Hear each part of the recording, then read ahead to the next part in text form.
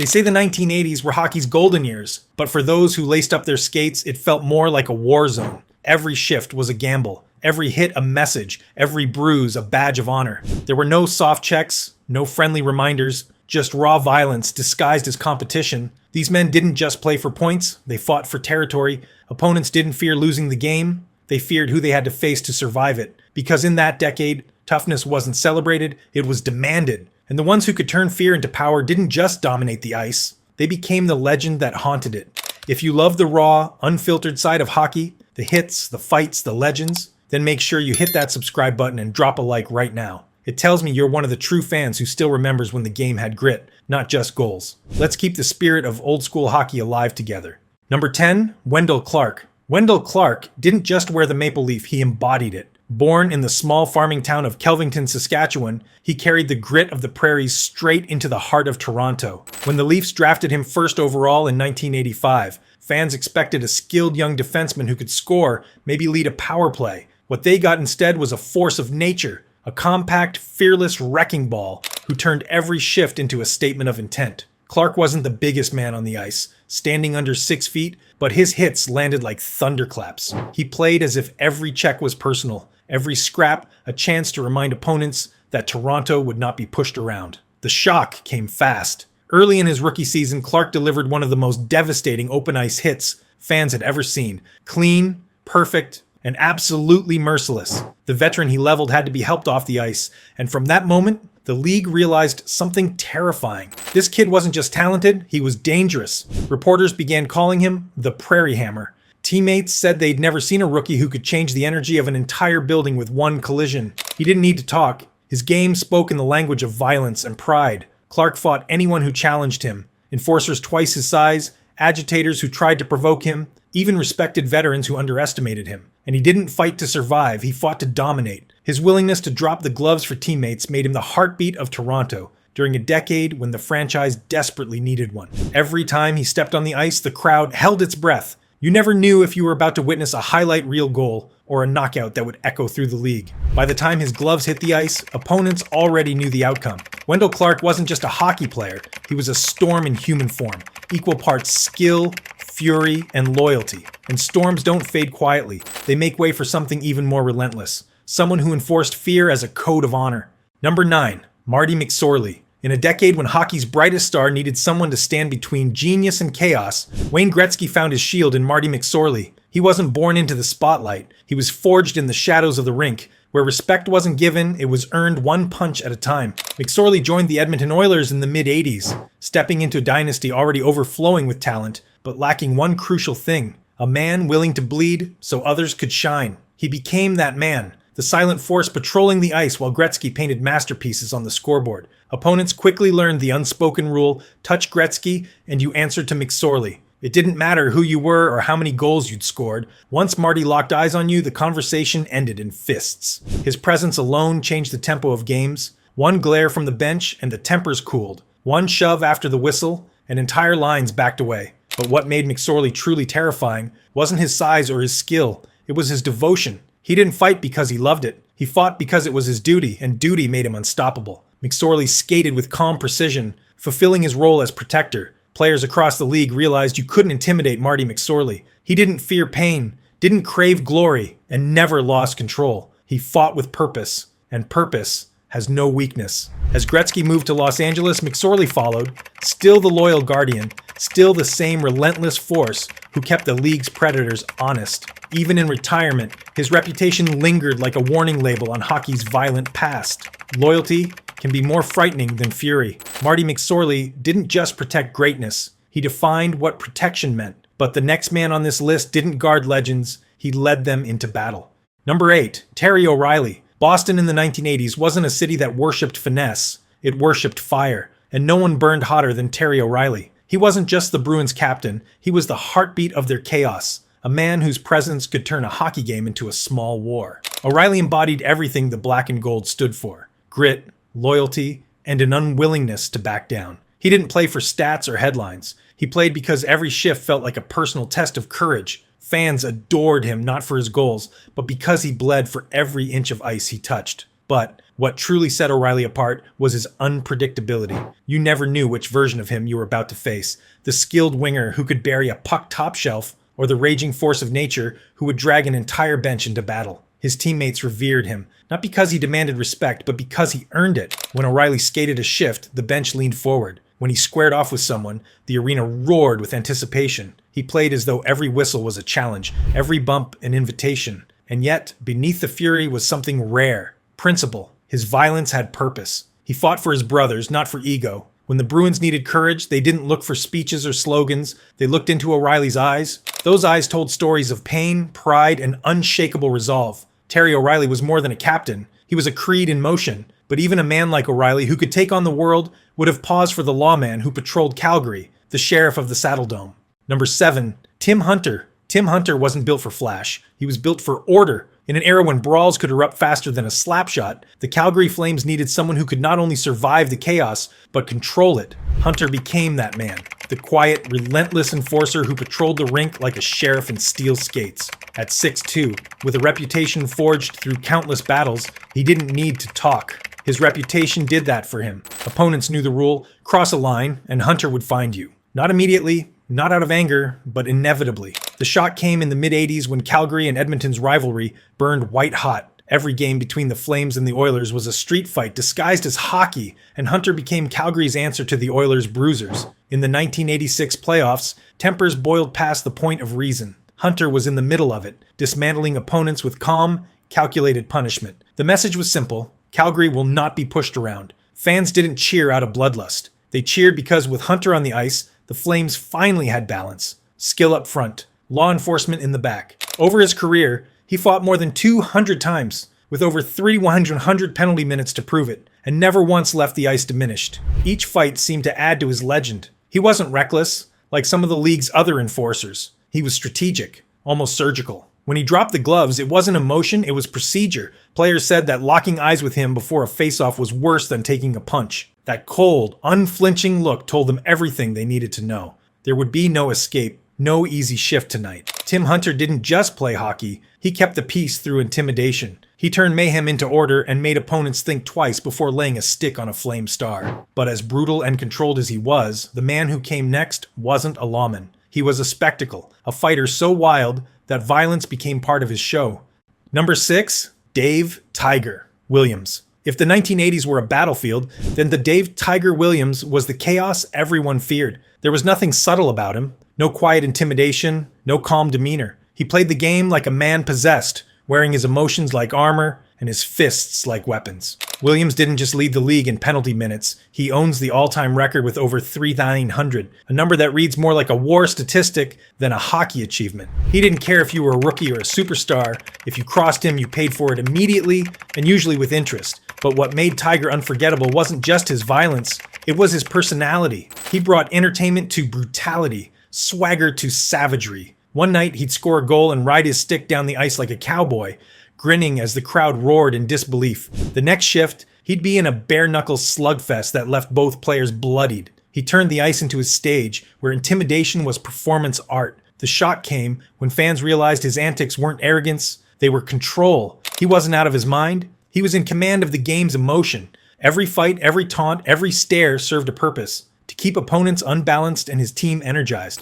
Williams understood the psychology of fear better than anyone. He once said, "If you can't play tough, you don't belong here." And he lived that truth every single night. His teammates fed off his energy, and his rivals despised him for it. He could draw penalties just by existing. He'd smile in the penalty box, while his opponents avoided eye contact, knowing full well he'd be waiting for them on the next shift. To play against Tiger was to step into a storm, loud, unpredictable, and guaranteed to leave a mark. He didn't just belong in the NHL's toughest decade, he defined it. Every punch, every penalty, every roar from the stands carried his name. Dave Tiger Williams wasn't merely feared, he was celebrated for being terrifying. But the man who followed didn't need a show to make his point. His presence alone was enough to freeze blood. Which of these bruisers would you least want to meet in a corner battle? Tell me in the comments. I'm reading everyone. And if you think today's NHL could still handle this level of toughness, share this video with a friend who misses real hockey. Because we're just getting started, and the next name on this list might surprise you.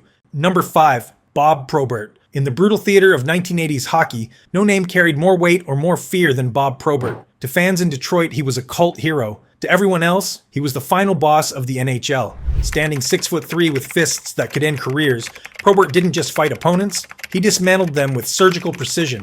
When he took the ice, the crowd leaned forward, because they knew something violent, unforgettable, and oddly poetic was about to happen. Probert's aura wasn't built on chaos, it was built on control. He never looked wild, he looked inevitable. The shock came the first time an opposing enforcer, someone whose entire identity revolved around toughness, dropped the gloves with Probert and found himself completely overmatched. Probert didn't throw haymakers, he dismantled men methodically, punch by punch, like an artist finishing a piece. His right hand was legendary, a hammer that connected with frightening accuracy. But what terrified players most wasn't his power, it was his calm. There was no rage in his eyes, no emotion at all, just focus. When a man fights like that, you realize he's not battling you, he's battling something much deeper, off the ice. That something darker followed him. Substance abuse, suspensions, arrests. Probert's demons were as relentless as his fists. Yet every time the league thought it had seen the last of him, he came back harder, meaner, and somehow better. His comebacks were more frightening than his falls. He didn't just survive chaos, he seemed to draw strength from it. That made him unpredictable. And in hockey, unpredictability is death for anyone standing across from you. Probert's fights weren't brawls, they were statements. He didn't need to roar or posture. He just skated towards you slow and steady, and you felt the weight of your mistake long before the first punch landed. Opponents didn't think about winning, they thought about surviving. Even his teammates knew the truth. If Probert was angry, you stepped aside. Because when the King of Fists decided it was time, there was no mercy, no escape, and no doubt who ruled the ice. Bob Probert was the storm you couldn't prepare for. But what came next wasn't a storm. It was a tragedy wrapped in muscle, fury, and heartbreak. Number 4. John Cordic. John Cordic was a storm the league never saw coming. A mix of strength, pain, and chaos that could both captivate and terrify. Montreal drafted him to be a protector, an enforcer who could keep the finesse of the Canadiens safe. But what they got was something far more unpredictable. Cordic didn't just play the game, he carried it like a personal war. Every punch he threw looked like it came from somewhere deep, not from anger, but from anguish. He didn't fight for pride or fans, he fought to release something burning inside him. And that's what made him so dangerous and unforgettable. The shock came when people realized that Cordic wasn't fighting his opponents as much as he was fighting himself. Coaches and teammates said it. He battled like a man trying to silence voices only he could hear. When the gloves dropped, he transformed completely. Calm eyes turned wild, and restraint vanished. His fights weren't clean spectacles, they were eruptions. Violent and desperate, like each one was a matter of survival. He'd leave his opponent bloodied, the crowd roaring, and then sit in the penalty box staring into nothing. It was as if victory never reached him, like the battle never ended, even when the whistle blew. Off the ice, that internal storm only grew darker. Addiction, exhaustion, and self-destruction followed him from city to city. Cordic's career, once filled with promise, spiraled into a haunting symbol of what the game could take from a man's soul. His last years read like a warning to every tough guy who came after him. The cost of carrying violence in your heart is heavier than any opponent you'll ever face. John Cordic terrified players, not just because of what he could do, but because of what it looked like he might do. He was a reminder that fear doesn't always roar. Sometimes it's quiet, trembling behind tired eyes. And when his storm finally ended, it left behind a silence that chilled the league. But from that silence would emerge a new kind of fear. Not loud, not reckless, but calm and absolute. Number 3, Dave Semenko. If hockey had kings, Dave Semenko was the silent knight. He didn't need to shout, posture, or threaten. His reputation did the talking for him. On a team filled with talent, he was the shadow that made greatness possible. As Wayne Gretzky's bodyguard during the Edmonton Oilers' golden era, Semenko wasn't there for glory. He was there to make sure no one else tried to claim it. His mere presence changed the way opponents played. When he stepped onto the ice, elbows stayed lower, sticks swung less wildly, and even the league's toughest enforcers thought twice before starting trouble. What made Semenko terrifying was his restraint. He rarely dropped the gloves because he didn't have to. Everyone already knew what would happen if he did. He carried himself with quiet authority, the kind that doesn't need to prove itself. The shock came when he did decide to fight. It wasn't a contest, it was an execution. One devastating punch, one silent walk to the penalty box, and an entire arena reminded itself why you never provoked him. Teammates said that standing beside Semenko felt like standing behind a human wall. Unshakable, immovable, eternal. Even his silence spoke louder than any enforcer's roar. Off the ice, he was the opposite of his myth. Gentle, humble, and loyal. Gretzky himself often said he owed much of his success to Semenko's protection. Without him, those magical plays, those impossible goals might never have happened. Semenko didn't chase headlines, yet his name became part of hockey legend. He embodied the unspoken law of the 1980s NHL. Star players create beauty, but someone must bleed to protect it. Dave Semenko was the calm before the storm, the kind of calm that freezes blood. His shadow stretched far beyond the rink, reminding everyone that true intimidation doesn't come from chaos, but from quiet control. He was the invisible guardian of an empire, but the next man didn't hide behind shadows. He was the spotlight, and when the fight came to him, the whole league felt it. Number 2, Clark Gillies. Clark Gillies was proof that true intimidation doesn't need anger, it needs authority. He was the quiet king of the New York Islanders dynasty, a man who could score 30 goals one night and break a jaw the next, all without raising his voice or his pulse. Fans called him Jethro, after the easygoing character from the Beverly Hillbillies, but anyone who mistook his calm demeanor for softness learned very quickly that Gillies' patience had limits, and crossing them was a mistake you'd never forget. He was the embodiment of balance, a first-line power forward with soft hands and iron fists. The shot came during the 1980 playoffs against the Boston Bruins when the Isles were being physically bullied by a team desperate to intimidate them. The Bruins had Terry O'Reilly, one of the league's most feared enforcers, a man who made a living breaking wills. Gillies didn't talk or posture. He just nodded, dropped the gloves, and dismantled O'Reilly in 2 consecutive fights that became instant legend. The first bout was vicious. The second was decisive. O'Reilly's reputation crumbled in front of his home crowd, and with it, Boston's physical edge evaporated. The Islanders didn't just win that series, they started a dynasty that would dominate the decade. What made Gillies terrifying wasn't the violence itself, but the precision of it. He didn't fight to entertain, he fought to end something. His teammates said he was the kind of leader who made you feel safe just by standing beside him. Opponents described him as a sleeping giant, gentle until the moment you forced him to wake. And when he did, there was no chaos, no frenzy, no wasted movement, just pure, efficient destruction. Gillies earned respect not through volume or rage, but through control. He was the rare enforcer who didn't need to prove he was tough, because everyone already knew. He could silence a game with a look and change its outcome with a single punch. Clark Gillies was the storm contained, the gentleman bruiser who ruled with both grace and power, but the man who came next didn't contain the storm. He was the storm, chaos given form. Number 1, Behn Wilson. If you played hockey in the 1980s, there was one name you didn't want to hear across the ice. Behn Wilson. He wasn't a goon. He wasn't a sideshow. He was a legitimate top-pairing defenseman who just happened to be one of the most violent forces the league had ever seen. Philadelphia drafted him in 1978 to carry on the legacy of the Broad Street Bullies, and Wilson didn't just carry it, he amplified it. At 6 feet 3 inches and over 220 pounds, he moved like a freight train on skates, capable of leveling opponents and then skating the puck coast to coast